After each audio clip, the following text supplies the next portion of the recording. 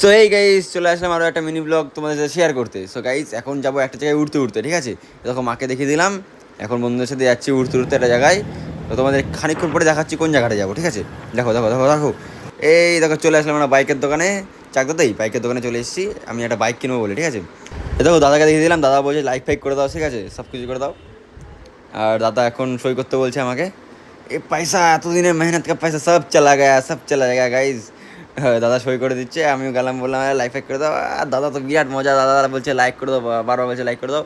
দাদা আমাকে চাবি দিয়ে দিলো আর কাগজপত্র দিয়ে দিলো। এ দেখো গাইজ এনএস কিনেছি, এনএস 200 কিনেছি আমি, ঠিক আছে? এ দেখো এনএস গাইজ, এনএস 200টা। আমি তো বিরাট মজা গাইজ, বিরাট। দেখো মা বাড়িতে নিয়ে আসলাম, মা হচ্ছে পুজো দিয়ে দিচ্ছে।